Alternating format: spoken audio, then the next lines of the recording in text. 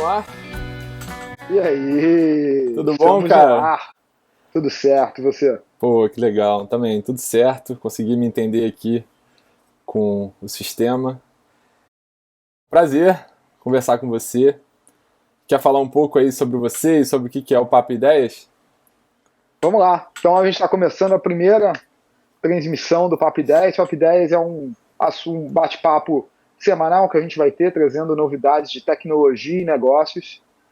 Eu vou trazer uma visão um pouco mais embasada nos negócios. Meu nome é Bruno, eu tenho em torno de 15 anos aí de experiência em multinacionais e startups, no segmento de varejo, bens de consumo e comportamento do consumidor. E minha função vai ser essa, trazer um pouco dos insights aí, ideias do mundo de negócios, a visão aí que as tecnologias que o Pedro vai trazer para a gente podem gerar para os nossos ouvintes empresários.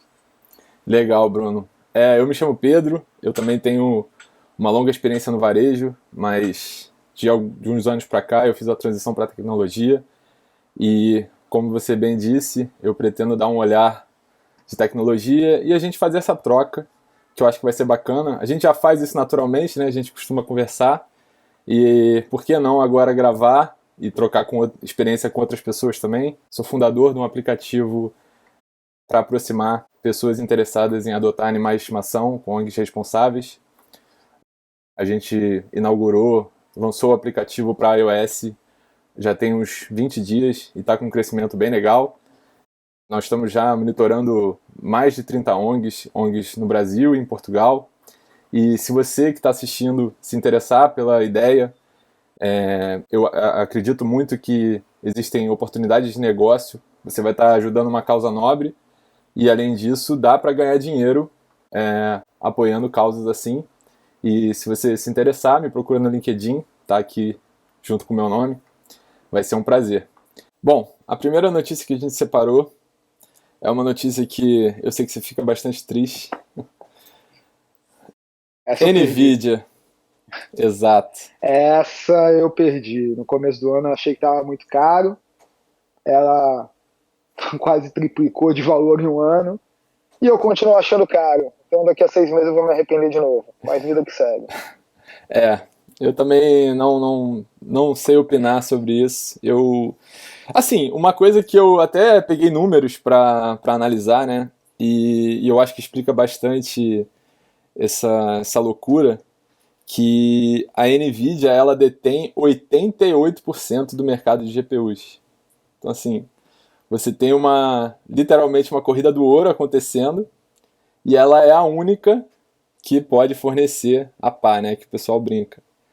Então, Exatamente. Tem isso. tem um meme engraçado aí que a gente deixou preparado já. Ah, já? Bota na tela. Bota na tela aí.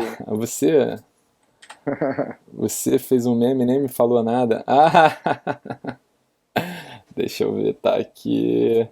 O pessoal não tava vendo. Sim, exatamente. Exatamente. Galera do Reddit tava maluca aí com esse meme essa semana. E aí eu acho que a frase na reportagem da CNN diz tudo, né?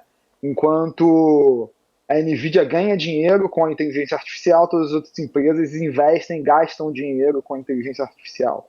Então, realmente, ela é a grande provedora do recurso que está movimentando o mercado de tecnologia. Então, não tem muito jeito. Ela vai continuar se valorizando e é um mercado intensivo de investimento. Não é que daqui a 6 meses vão criar uma outra empresa que produz e vai competir com a Nvidia. Não tem muito jeito. É Exato. muita tecnologia, muita expertise. Então, acho que o caminho é para cima só da empresa e nossa torcida é que ela continue desenvolvendo tecnologia, que ela continue capaz de abastecer todo esse mercado, para que a gente não tenha uma freada brusca no desenvolvimento da inteligência artificial. E ela ainda deu uma sorte, né? Porque não é só inteligência artificial, né? Toda essa parte de blockchain, de mineração, também usa GPUs, que são placas de vídeo, né? Então, ela deu muita sorte, ela pegou os dois mercados mais aquecidos, acho, hoje em dia, e só ela tem o produto, né, o hardware, para oferecer isso. Mas eu concordo com você, eu acho que vão entrar outros players aí, já tá tendo um movimento nesse sentido. A Apple, ela tá fabricando chips agora, né? Ela tem o M1, M2, e eu particularmente sou usuário de Apple já tem um tempinho, e o grande problema de quem usa MacBook era a placa de vídeo. A Apple sempre foi muito fraca em placa de vídeo. E agora ela está criando os chips dela. E, óbvio, é outra proposta, né? Ela tem muito mais uma proposta pro consumidor, com eficiência energética. O MacBook hoje em dia ele dura muito mais assim do que os outros laptops com desempenho, e o que não é o caso, né? A gente está falando aqui de um uso intensivo das placas de vídeo, e essa eficiência energética ela é importante, mas nem tanto. E assim, mas eu acho que, por exemplo, a Apple não vai querer perder essa fatia, né? Acho que ela e outras empresas vão procurar entrar e vender essa pá também. Só que, conforme você disse, não é tão simples. É um mercado que precisa de muita expertise e vai ter um tempo aí até essas empresas conseguirem fazer isso e conseguirem competir com ela. Acho que o principal ponto aqui é entender que você tem um recurso essencial para o futuro da tua empresa, seja ela qual for, né, se você é uma empresa de tecnologia, e que esse recurso está concentrado nas mãos de um único fornecedor que fornece para você e para os seus concorrentes. Então, nenhuma empresa, principalmente empresas do tamanho de Apple, Google, Meta, vai querer ter essa fragilidade dentro do modelo de negócios dele. Então, hoje todos estão usando a NVIDIA, todos vão continuar usando a NVIDIA por um bom tempo, mas pode ter certeza que cada empresa dessas está procurando desenvolver sua própria tecnologia ou desenvolver fornecedores parceiros diferentes, com recursos e com funcionalidades ou com um desenvolvimento tecnológico que permita que essas empresas se diferenciem das outras. Porque hoje, por exemplo, numa ruptura de mercado, a NVIDIA teve um problema de produção, quem que vai receber o chip? A Apple, o Google ou o Meta? Sim. Essa é a grande pergunta. Se você está na mão de um único fornecedor, isso vale para qualquer negócio. Ele é um elo da tua cadeia. E se esse elo se quebra, a sua empresa se quebra junto. Então, a gente viu isso, por exemplo, em outro mercado, quando a gente teve a pandemia. A gente estava com um mercado extremamente globalizado, tudo sendo produzido na China. A China é a fábrica do mundo. Quando a gente teve ali um problema com a Covid, muito da produção da China parou e você teve uma crise de oferta no mundo inteiro. E hoje, todos os países, a maioria dos países hoje, ou das empresas, buscam também fornecedores locais, cadeias de produção locais, é a mesma coisa. Então, a gente pode ver isso acontecendo num futuro próximo, mas a NVIDIA ainda vai nadar de braçada nesse mundo por muito tempo. Sim, eu concordo plenamente. Uma coisa que alguns especialistas levantam é que esses LLMs, que são os modelos de linguagem que a ChatGPT e a Meta, a Google, enfim, utilizam, por exemplo, você não consegue treinar exaustivamente ele. A gente teve do ChatGPT 3, eram milhões de parâmetros, a gente foi para o ChatGPT 4, bilhões de parâmetros, e só que isso atinge um platô, segundo os especialistas. E quanto mais parâmetros esses modelos têm, mais eles precisam de hardware, mais eles precisam de placa de vídeo. Tem até, eu não vou ter aqui agora, eu podia ter separado, mas existe um gráfico mostrando, e um dos primeiros LLMs, que eram com milhares de parâmetros, ele levava era uma placa de vídeo por dia para treinar esse modelo. No chat GPT-3 já foi para 240 placas de vídeo, se eu não me engano.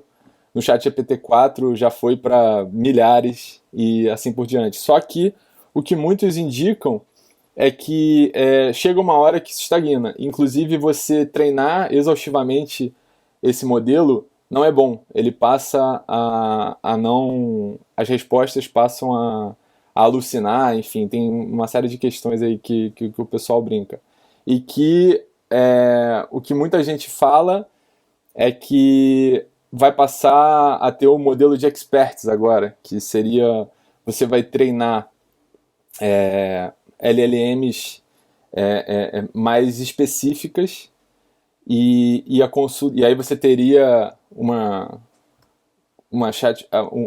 Seria mais ou menos como se hoje você tem um funcionário que sabe tudo, né? Que é a ChatGPT.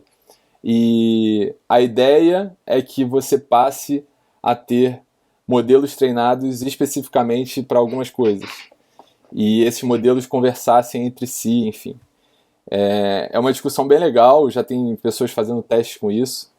E aí eu não sei até que ponto esses modelos menores vão exigir tanto hardware.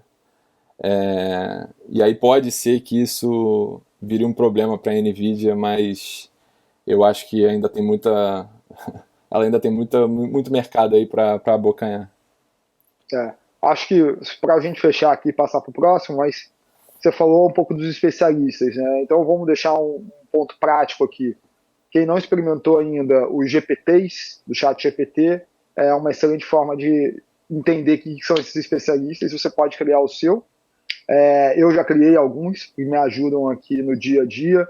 Então, se você quer um assunto específico, por exemplo, você quer conhecer alguma coisa de direito consumidor. Eu não sou advogado, sofro com algumas empresas, eu quero um conselho do advogado expert em direito do consumidor. Então, o que eu fiz? Eu subi o Código de Defesa do Consumidor para o GPT, para o chat GPT. Dentro desses GPTs, criei um GPT de consulta para mim. Toda vez que eu tenho algum problema, eu vou lá, digito. Meu voo atrasou mais de 2 horas, o que eu posso fazer? Ele cospe uma resposta de um advogado especialista e me orienta. Fiz isso também com a NRF dos Estados Unidos. Subi os conteúdos que a gente gerou lá, reviews, resumos, material de palestra, e pedi para eles me resumirem o que foi esse evento em alguns textos, e o ChatGPT conseguiu fazer isso para mim com as informações que eu forneci para ele, não buscando aleatoriamente na internet. Esse é um pouco dos exemplos de especialistas e como você já pode usar isso, mas com certeza, né? A gente é um profissional comum, uma pessoa física fazendo isso, com poucos materiais. Isso, quando cai na mão de alguma empresa, alguém maior que queira desenvolver, vai conseguir usar essa tecnologia para direcionar esforços, fazer uma curadoria da informação e aí fazer um modelo de resposta especialista para determinados assuntos. Sim. E já tem muita gente brincando com isso daí, que estão colocando multi-agentes ou multi-especialistas, né? Você pode criar personas, né? O ChatGPT é muito bom para isso. E exatamente, você pode criar como se fosse uma empresa fictícia, e que você vai ter o diretor de marketing, o diretor jurídico, o diretor de tecnologia, e você treina cada um desses especialistas para cada área de negócio da empresa. E aí você, no prompt, você coloca esses vários especialistas, você joga um problema e você coloca esses vários especialistas para conversar sobre o problema. E é muito legal, assim, e já tem estudos de que isso melhora absurdamente as respostas. Se eu não me engano, você trabalhar com 7 agentes já tem uma resposta infinitamente melhor. Então, assim, você pode, por exemplo, colocar o seu diretor de marketing para ser focado em estudar tudo sobre Kotler, que é o pai do marketing, né? E fazer a mesma coisa com tecnologia. Você ter todos os fundadores de cada área para te dar uma resposta sobre o problema que você tem. E é bem legal. Eu queria ver essa discussão entre os agentes de marketing, vendas e finanças. Exato. Que normalmente é onde a briga acontece dentro das empresas. Não, e o mais legal é que, assim, se você é uma pessoa pública, você tem muitos artigos sobre você, muito material, você pode colocar você discutindo com essas pessoas. E você vai fazer parte da resposta ali do problema que você está colocando. E aí você tem mais coisas mais mórbidas que as pessoas estão fazendo, né? Você pode criar, colocar Gandhi para discutir com, sei lá, com outra pessoa que já faleceu, enfim, aí você vê como isso vai interagir. Já tem várias coisas nesse sentido. A OpenAI, né, apesar do nome ser open, ela é zero open, ela não é uma empresa bem fechada, a gente não sabe muito qual caminho ela está seguindo, mas o legal é que já existem, tem um site que se chama huggingface.com, que é um repositório de LLMs. A primeira a tomar essa atitude de deixar, pegar o modelo de linguagem dela e jogar para público foi a Meta, foi o Facebook, e a partir desse movimento dela, outras empresas já fizeram, a Google já fez, e enfim, várias outras, e se você entrar nesse repositório é bem legal, porque você tem centenas, milhares de LLMs, e você pode utilizar para criar a sua inteligência artificial. E aí já tem muita gente brincando com isso. Inclusive, você pode usar de forma sem o compliance, vamos dizer assim, né? Falam que é um pouco assustador, ainda não fiz o teste, mas você pode rodar o ChatGPT e, enfim, outros modelos de linguagem sem as amarras, sem o compliance que eles criam para não gerar nenhum problema jurídico para eles. Então, se você gosta de tecnologia e quiser se aprofundar um pouco mais nisso, acho bem legal, se chama huggingface.com. Inclusive, um dos projetos que está mais fazendo sucesso é de um brasileiro, se eu não me engano o nome dele é João, se chama Creo.ai, que é exatamente isso, ele estimula, se eu não me engano ele já tem até plugin para o ChatGPT, e ele ajuda você a criar esses múltiplos agentes e fazer essa interação, esse loop, para você conseguir as respostas que você precisa. Bem legal. Vamos começar um próximo assunto aqui. A outra queridinha do mercado é a Apple, né, que fez o seu evento anual de lançamento e que acho que pela primeira vez não foi mais o mesmo, né? Então fala um pouquinho sobre aí, Pedro. Sim, a gente só fala de inteligência artificial, né, cara? Impressionante. Cara, tem outra coisa para se falar? Não tem mais nada para falar. Quando a gente esteve no Web Summit foi a mesma coisa. Mas enfim, é o assunto do momento, a gente tem que falar. E sobre a Apple, eu gostei. Vou te falar que eu achei bem a cara dela, a roupagem que ela deu. Para quem não sabe, aconteceu essa semana o WWDC, que é o encontro da Apple com os desenvolvedores, e ela apresentou as últimas novidades dos sistemas dela, tanto do WatchOS quanto do iOS, enfim, todos os inúmeros produtos que ela possui. Mas assim, óbvio, o assunto que prevaleceu foi o Apple Intelligence. Ela lançou a inteligência artificial dela, e bem Apple, ela, não sei se você reparou, mas ela se apropriou do nome. Apple Intelligence AI. Então, é bem a cara da Apple fazer isso. Não tinha percebido essa sutileza. Exato. A sutileza dela. E, bom, eu particularmente gostei da apresentação. Eu acho que tem uma coisa que a Apple é muito boa, que é exatamente ela se apropriar dos temas, porque ela simplifica os temas. Hoje, inteligência artificial é uma coisa que todo mundo quer mexer, mas muita gente ainda não consegue usar. A sua mãe, a sua avó, enfim, ela não utiliza o Midjourney, ela não utiliza o ChatGPT, na maioria dos casos, óbvio. E a Apple, ela traz essa simplicidade e aproxima das pessoas.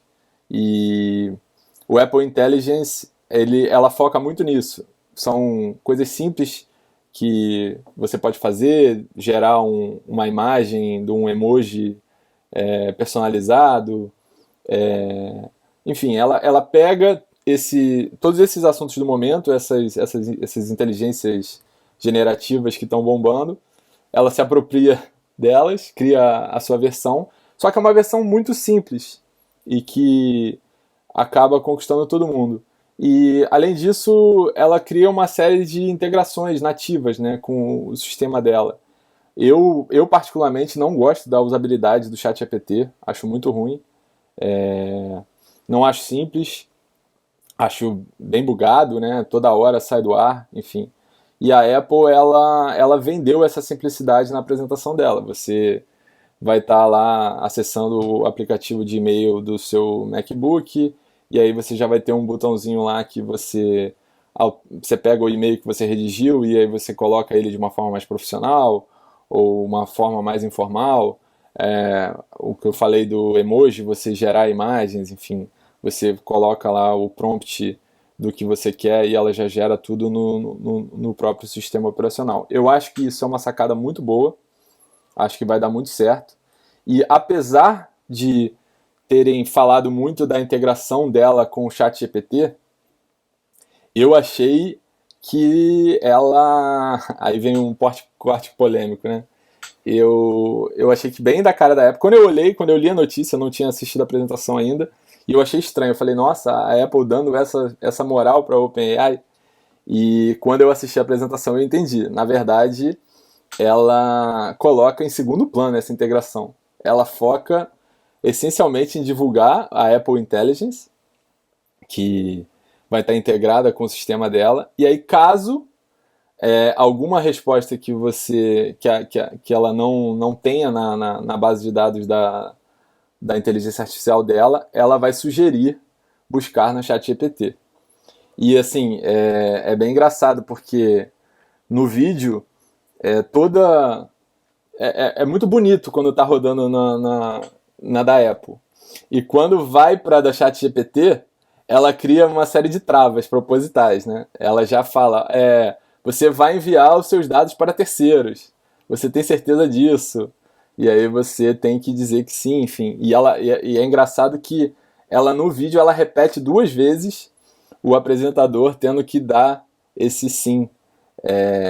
Então eu achei muito engraçado isso. Óbvio que a gente está falando aí de 2 gigantes, né? Eu imagino que a OpenAI sabia disso quando ela fez essa parceria, mas ela não interessa, né? Ela vai estar entrando no mercado, atraindo bilhões de usuários para a plataforma dela.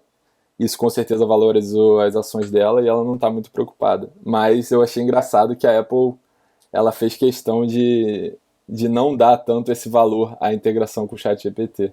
Acho que a Apple deixou aí algumas marcas dela, né? Nesse anúncio. Primeiro, simplicidade. Então a Apple é caracterizada por ser uma empresa que está muito ligada ao design e ao design de usabilidade.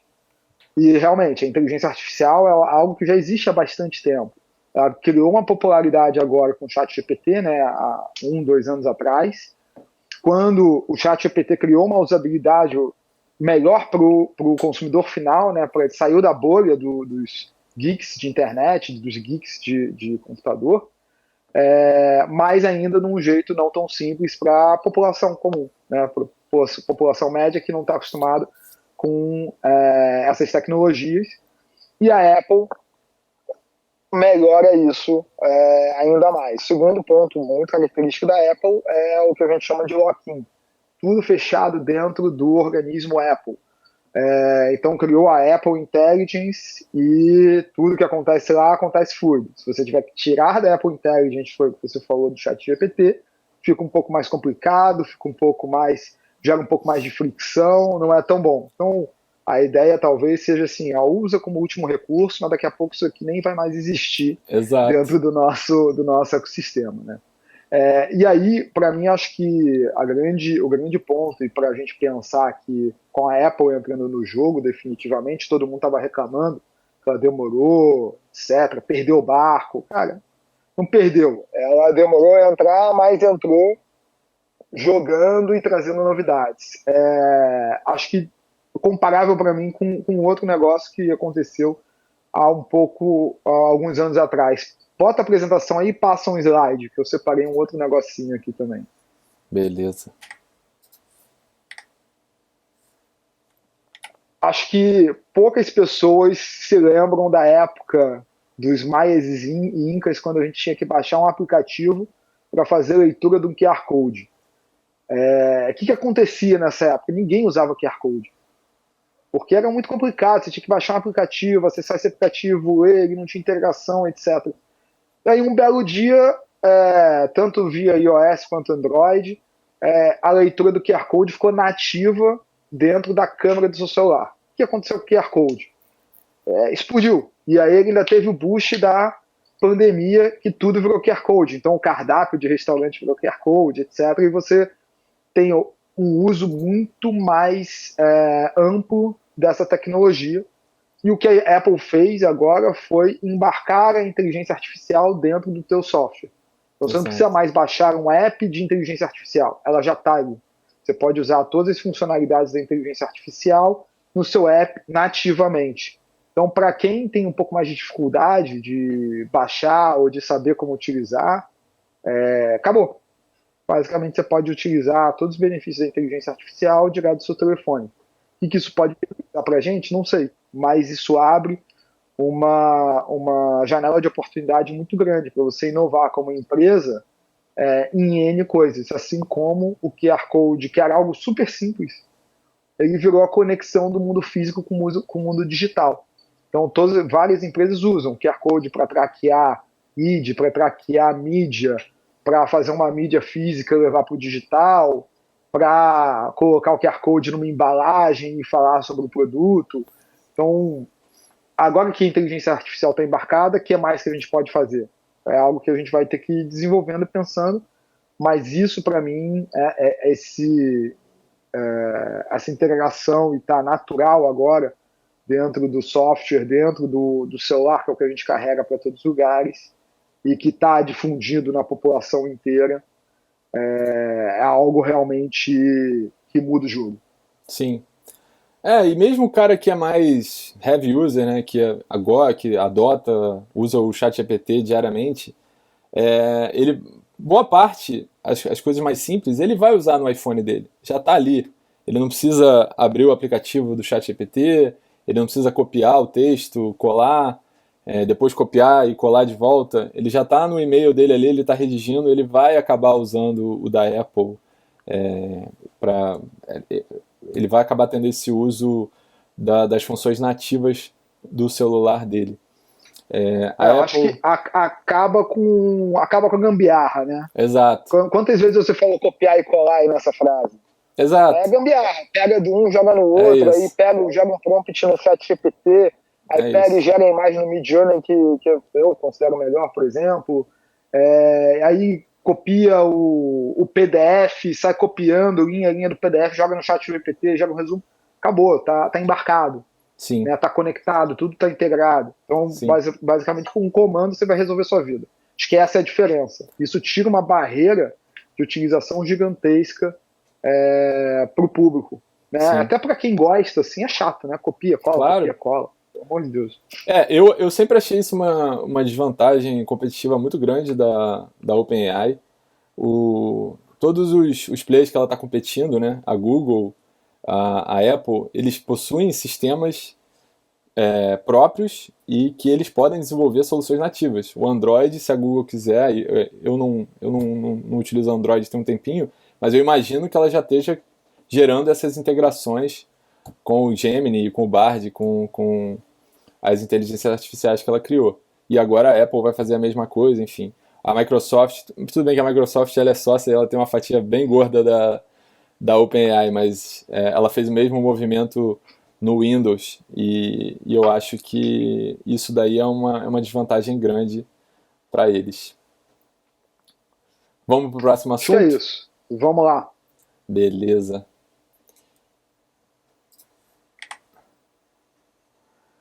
O próximo assunto que a gente separou aqui é um assunto que vem lá da Europa.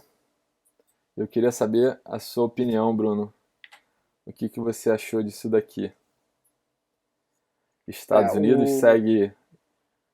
União Europeia segue Estados Unidos e impõe taxa de até 48% para carros elétricos chineses. A gente viu essa invasão, digamos assim, né, do bom sentido, tá? Dos carros chineses no mundo inteiro, né? Acho que todo mundo que está aqui rodando principalmente Rio, São Paulo, já viu uma quantidade enorme de BYDs e outras marcas que brotaram de repente nas ruas. Cara, eu tenho uma visão, assim, dúbia sobre isso, tá? Então, eu não sou a favor de taxações excessivas. Acho que o mercado ele se autorregula, mas ao mesmo tempo você também tem a parte de subsídio por parte dos países. Então, quando você vê, por exemplo, os carros chineses entrando, eu vou falar no mundo inteiro, eles têm uma superioridade tecnológica grande, realmente é um produto bom, então justifica você começar a ver mais e mais na rua porque o consumidor gosta. Sim, Então, isso é positivo. Agora, ele chega a um preço defasado, porque ele tem subsídios de produção no seu país de origem. E isso automaticamente gera uma concorrência desleal com a indústria nacional. Ponto. São fatos. Agora, tem opiniões. Será que a indústria nacional ela está defasada porque ela tem um excesso de imposto? Será que ela está defasada porque ela não teve desenvolvimento tecnológico? Será que ela está defasada por algum outro motivo? É uma outra discussão que eu nem vou entrar aqui porque ela é muito mais extensa. sim, Mas acho que concordo com você. atitudes atitudes como essa elas mostram os dois lados. A superioridade tecnológica de um produto entrando num mercado novo, mas como que esse produto foi produzido e qual o custo e o que ele tem ali que possibilita ele estar num preço competitivo. Né? Sim, Eu vou fazer um link rápido que talvez não tenha a ver, mas é a mesma discussão num, num tamanho um pouco menor pelo custo do produto, não pelo tamanho do mercado, que é a discussão que a gente teve está tendo aqui no Brasil sobre taxação das compras importadas abaixo de US$ 50. Então, mostra um slide aqui para o pessoal, por favor, beleza. que foi da PEC que foi aprovada agora. Então, o Brasil aprovou a PEC que taxa em 20% compras abaixo de US$ 50, está para sanção, mas tudo indica que deve ser aprovado. Essa PEC, por uma curiosidade, né, ela foi introduzida num texto mais amplo de um programa de aceleração do desenvolvimento da indústria nacional, que dá subsídio para a produção de carros elétricos no Brasil. Então, aí a gente vai para a mesma discussão. A gente reclama quando vem importado um produto que teve subsídio local no país de produção para ser mais competitivo, mas ao mesmo tempo a gente subsidia o nosso para desenvolver a indústria internamente no país. Sim, Não tem certo nem errado, são estratégias. Aqui não tem uma opinião que isso deveria ser feito ou não. Isso é algo que existe e é praticado no comércio, então a gente tem que entender como que a gente faz isso. E aí, acho que o outro ponto curioso é que no Brasil a gente sofreu o contrário, né? A gente sofreu um protecionismo às avessas. Por que às avessas? Porque a gente não taxava o produto importado e taxava o produto nacional. E esse era o grande ponto do varejo. Por mais que você fale, pô, buzinhos de US$ 50 não impactam o varejo, impacta. São buzinhos de R$ 250 que você pode dividir em várias compras de US$ 50 e comprar R$ 2.000, R$ 3.000, que não tinham imposto. O imposto a gente sabe que no Brasil é pesado e o varejo tinha imposto. Então, também entra muito aqui a discussão da isonomia tributária, ou seja, se você cobra imposto de um competidor, de um produtor, você tem que cobrar do outro produtor também. O Estado não pode, por escolha, por livre e espontânea escolha, favorecer uma determinada indústria, favorecer uma determinada empresa em detrimento de outras. Então, basicamente, o que a gente está vendo aqui, somando todos os assuntos, né, numa viagem grande aqui, mas basicamente movimentos de protecionismo de alguns países, né, taxando produtos importados em resposta a um subsídio local no país de produção para estimular o crescimento daquela determinada indústria, inclusive em exportação. Então, isso faz parte do jogo do comércio mundial. E no caso do Brasil, o que a gente está vendo é um pouco de uma correção de uma diferença tributária que existia. E isso também aconteceu em carros elétricos, tá? Então, até dezembro do ano passado, carros elétricos importados ou nacionais, só que a gente não produz carro elétrico, então basicamente todos importados, tinham isenção de imposto. E por isso que os carros chineses chegaram num preço tão competitivo aqui. Essa isenção encerrou no final do ano e os impostos sobre os carros elétricos eles estão sendo recolocados aos poucos. Então, se eu não me engano, 10 ou 12% de imposto esse ano, e ele vai evoluindo até chegar em torno de 30%. E também a gente tinha uma isenção de IPVA para carros elétricos, que alguns estados estão começando a escalonar e reduzir essa isenção, outros ainda mantêm. Mas isso acaba trazendo de volta essa isonomia tributária também, né, dos carros importados, que não tinham isenção de imposto, dos carros nacionais, que tem lá seus benefícios também, mas ainda assim pagam imposto. Mas um movimento curioso também, falando do mercado nacional, falando da indústria nacional e desenvolvendo o PIB brasileiro, etc., é que movimentos como esse obrigam empresas como a BYD a trazerem fábricas para o Brasil e produzir nacionalmente, que é o que vai acontecer em breve. Eles já estão com uma fábrica em planejamento, em construção, se eu não me engano, no Nordeste, mas eu não tenho certeza. O Brasil usa muito essa Mas estratégia, né?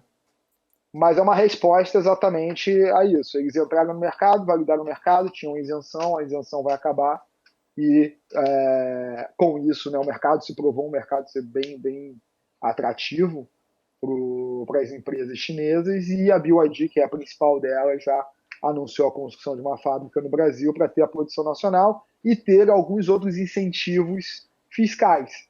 Então aí a gente vai para o protecionismo da indústria nacional, por mais seja uma empresa chinesa, mas a produção está aqui dentro de casa. Então Sim.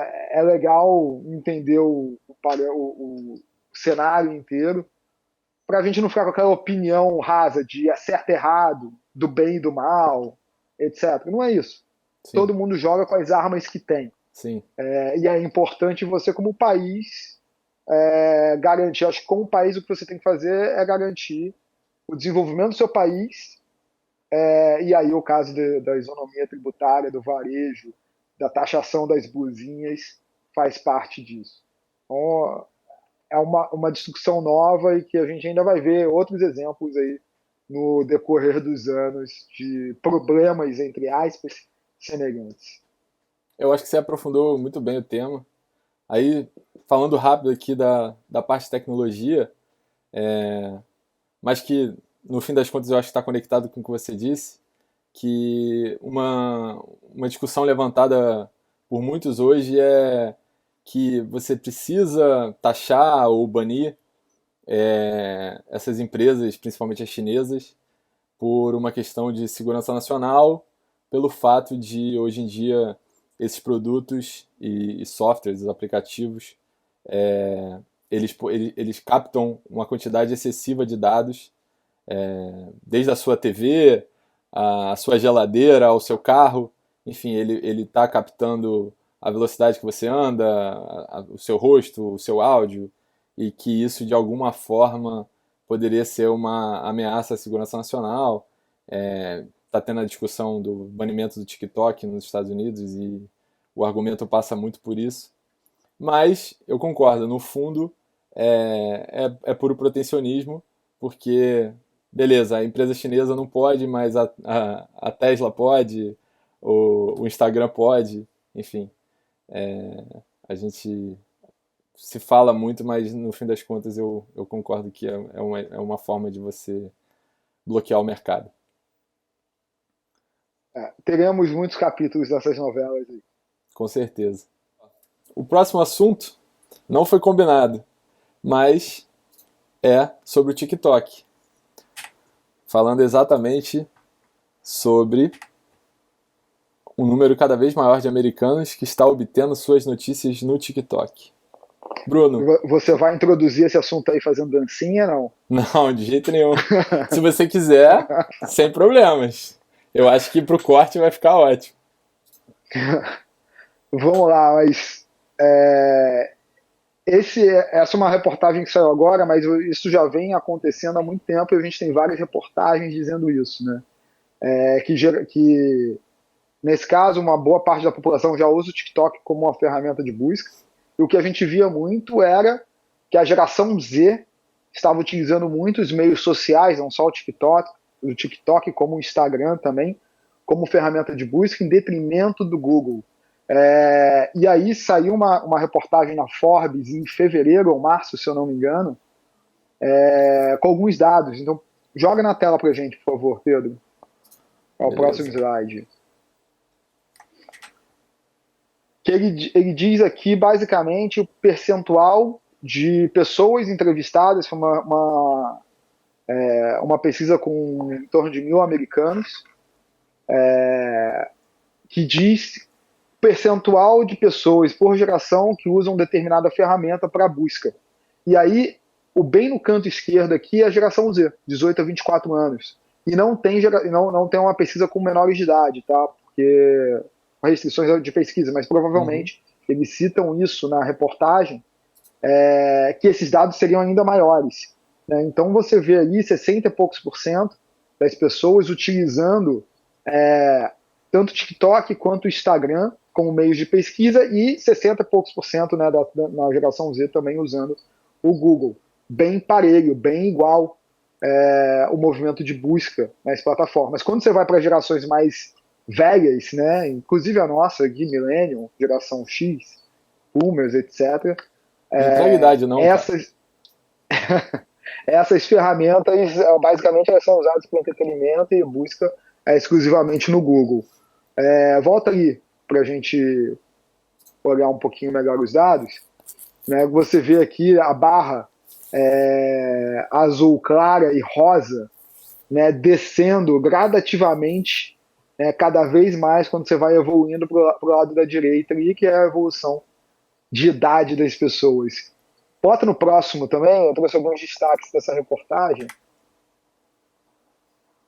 Então, basicamente, ele está dizendo aqui que esse comportamento é um comportamento que já foi notado anteriormente. Se a gente for para gerações mais novas, a tendência é que o Google diminua e essas ferramentas como o TikTok, principalmente, aumente a utilização, né? Então seja uma fonte primária de busca dessas gerações.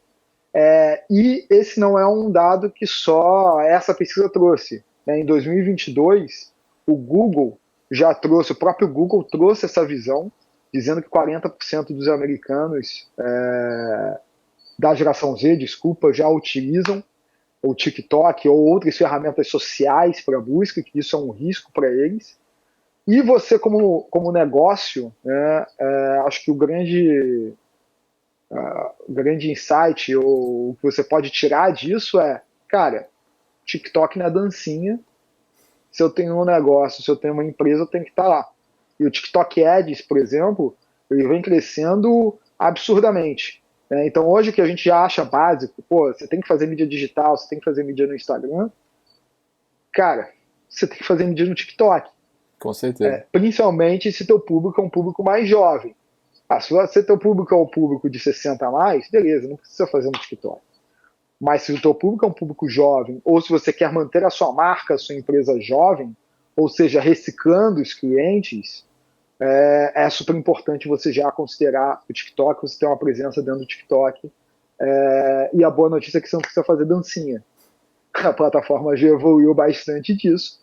Mas se você quiser fazer dancinha, todo mundo vai achar engraçado. Então, Pedro, acho que pro amor perfeito aí, você pode botar uns cachorros dançando, fazendo trend do TikTok, vai ajudar. Pô, você podia fazer essas dancinhas pra mim, eu sei que você é bom nisso.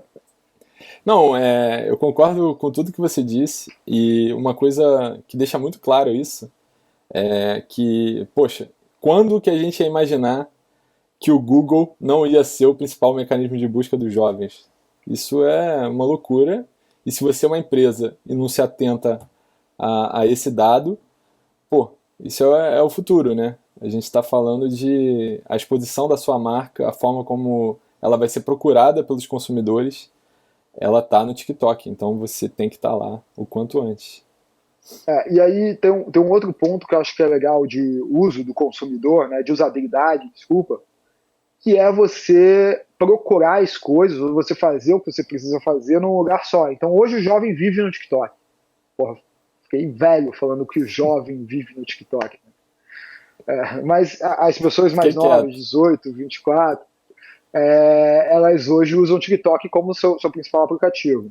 Então você começa a ver o comportamento indo para onde você já está. Então, se eu posso buscar no TikTok, por que eu vou sair do TikTok, abrir o Google e pesquisar no Google? Hoje o Instagram é usado também como comunicação. Por que eu vou fechar o Instagram para mandar uma mensagem, abrir o WhatsApp e mandar uma mensagem se eu posso aqui mandar um direct no Instagram? Vou deixar de usar o WhatsApp? Não, acho que não. Mas parte da minha comunicação já transferiu para o Instagram. O TikTok não é uma rede social, o TikTok é uma rede de entretenimento. Então a parte de mensagem ela é menos relevante, mas a parte de busca ela passa a ser muito relevante dentro do TikTok. Então acho que a cabeça o teu consumidor ele vai buscar facilidade, ele vai buscar menos fricção. Então, se você tem uma plataforma, ou se existe uma plataforma que concentra muita atenção dele, a tendência é que ele faça mais coisas nessa plataforma.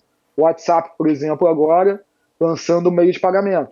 Por que você vai sair do WhatsApp para fazer uma compra no e-commerce se você pode fazer o pagamento pelo WhatsApp? Então, se você tem uma empresa de e-commerce, fique esperto com o pagamento via WhatsApp, que vai se tornar cada vez mais comum.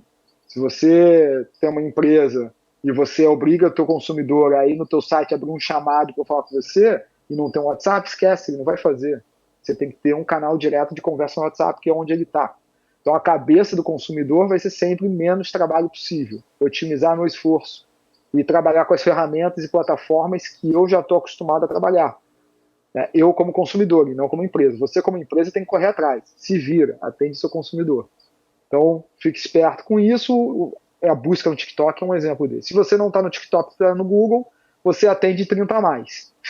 Se você está no TikTok e no Google, você vai atender de 12 a 80 anos. E é isso aí. Você quer atender o máximo possível de pessoas dentro do seu nicho. Isso é um movimento que muitas empresas estão fazendo, né? De tentar virar uma solução única para tudo que o consumidor quer. Ou você é banco, você pede comida, enfim, você pede o seu automóvel, você faz dancinha. Isso é um movimento que acontece muito na China, né? E as empresas aqui no Ocidente estão tentando replicar isso. E eu acho que deu uma diminuída. Você via um movimento claro das empresas Mercado Livre, enfim, outros players grandes aí do mercado tentando abocanhar outros setores e virar uma solução única. Mas eu concordo que é uma coisa que se você conseguir isso, né, você se torna o líder do mercado. Esse é um movimento para poucas empresas. Eu acho que Exato. o que a gente tem que ter na cabeça é estar onde nosso consumidor está e não tentar fazer com que ele vá para onde você quer que ele vá. Você tem que ter muita força para você conseguir fazer esse movimento. E força que eu digo é ter que competir com Meta, com Google, com um ByteDance, que é o TikTok. Sinceramente, você não vai competir. Sim. Então, esteja onde o seu consumidor está. Se ele está no TikTok, esteja no TikTok, sem preconceito. Se ele está no Google, esteja no Google. Se ele está no Instagram, esteja no Instagram. Se ele está no iFood, esteja no iFood.